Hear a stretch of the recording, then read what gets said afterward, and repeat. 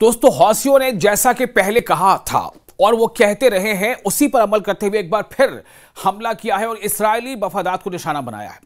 क्योंकि लगातार चाहे यहिया सारी हो या अब्दुल मालिक, वो यही कहते रहे हैं कि हम तब तक इस्राएली मफादात को निशाना बनाते रहेंगे जब तक इस्राएली अफवाज गजा पर हमले करते रहेंगे।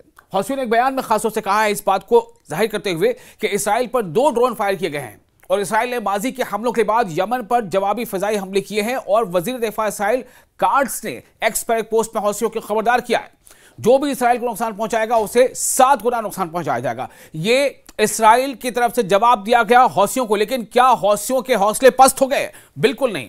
हौसी फाइटर्स, मैं बार बार कहता हूं हौसी यानी जिन्हें आमतौर से हुती भी कहा जाता है, लेकिन दरअसल जो सही लफ्ज है वो है हौसी।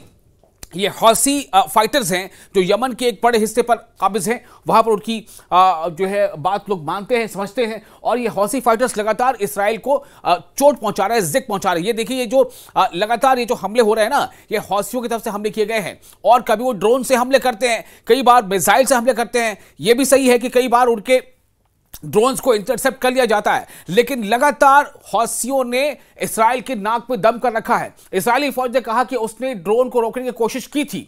मैगन डेविड एंडोम रेस्क्यू सर्विस ने कहा है कि जख्मियों को अस्पताल ले जाया गया। इनमें से 2 को इनके आज़ा पर शदीद चोटें आई हैं।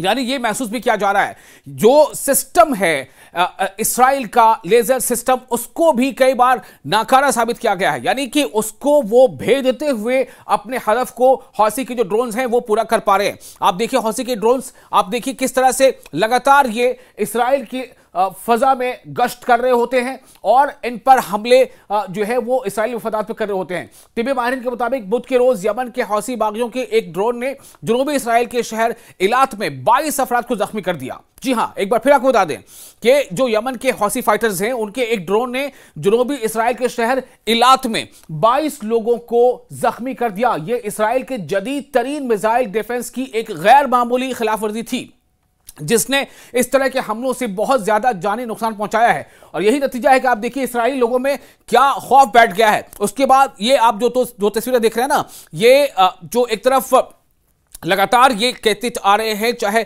वो कि हम लगातार इसराइल को निशाना बनाएंगे, हम इसराइली मफादात को निशाना बनाएंगे और बनाते रहेंगे जब तक कि इसराइल अपने हमलों को कम नहीं करता। और इसीलिए नेतन्याहू, जो बेंयामिन नेतन्याहू है इसराइल के वज़ीर आज़म, वो भी इससे लगातार परेशान है। क्योंकि ये जो देखिए, ये बार बार मैं आपको दिखाने की कोशिश कर रहा हूं और ये किस तरह से, जिस तरह से ये मुझे चकमा दे रहा ना, उसी तरह से ये इसने सिस्टम को चकमा दिया है। कौन से सिस्टम को? इसराइली इंटरसेप्टर्स को। इसराइल के जो लेजर इंटरसेप्टर्स हैं उसको भी चकमा देता हुआ ये ड्रोन गिरा जाकर और इसने जबरदस्त नुकसान पहुंचाया इसराइल के शहर में, इलात में। इलात जो इसराइल का शहर है, तो गजा की पट्टी में मकामी अस्पतालों के मुताबिक इसराइली फायरिंग से कम 41 फलस्तीनी हलाक हुए। एक तरफ ये जानकारी वहां से लगातार आ रही है। अमेरिकी सदर डोनाल्ड ट्रंप के मशरिक़ वस्ता के एलची ने जंग के खात्मे के लिए नए मंसूबे पर उम्मीद जाहिर की है, बगैर यह कहे कि इसमें क्या शामिल है क्या नहीं। इसराइल या हमास ने इसे कबूल कर लिया है, ऐसा उन्होंने कहा है।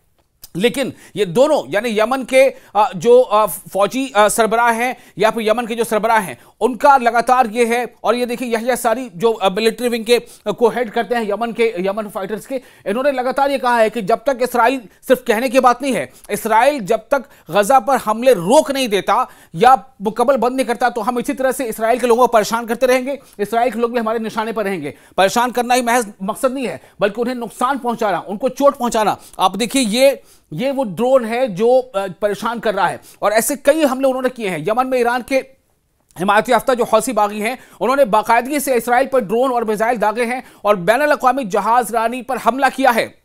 यानी इंटरनेशनल जो फ्लाइट एविएशन सिस्टम है, इस पर हमला किया है, जिसमें वो कहते हैं कि फिलिस्तीनियों की हिमायत करते हैं हम, और चूंकि इसराइल लगातार फिलिस्तीनियों को निशाना बना रहा है तो हम इसराइली मफादात को निशाना बनाएंगे। और ये वो हमला कामयाब होता नजर आ रहा है। देखिए ये लेजर सिस्टम है इसराइल का, जो नाकाम साबित हुआ उस ड्रोन को गिराने में। ये ड्रोन को गिराने में इसराइल का ये सिस्टम नाकाम साबित हुआ है। इसी को चकमा दिया है यमन हौसियों के जो उनका ड्रोन था। और आप देखिए किस तरह से कई बार वो इंटरसेप्ट होता है।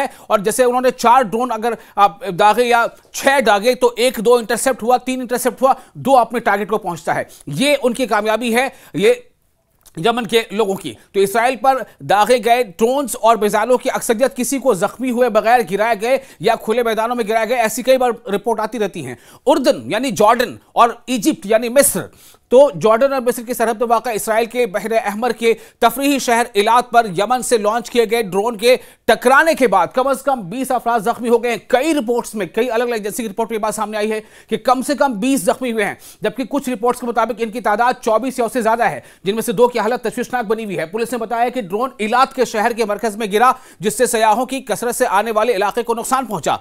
सोशल मीडिया पर शेयर की गई फुटेज में दिखाया गया है कि एक ड्रोन जो रिजॉर्ट टाउन के ऊपर से उड़ता हुआ गिरकर तबाह हो रहा है, जिसके असर वाले इलाके से धुआं और आग के शोले उठ रहे हैं। मकामी रिपोर्ट्स के मुताबिक ड्रोन एक होटल के साथ जमीन पर गिरा था, जिससे कई कमरों को नुकसान पहुंचा था। तो याह्या सारी लगातार ये कह रहे हैं कि हम हमला करते रहेंगे, निशाना बनाते रहेंगे, और नेतन्याहू लगातार इन हमलों से परेशान हैं। दोनों की तरफ से कहा जाता है जब तक इसराइल हमले रोक नहीं देता तब तक इस तरह से जवाबी कार्रवाई जो है यमन की तरफ से होते रहेंगे।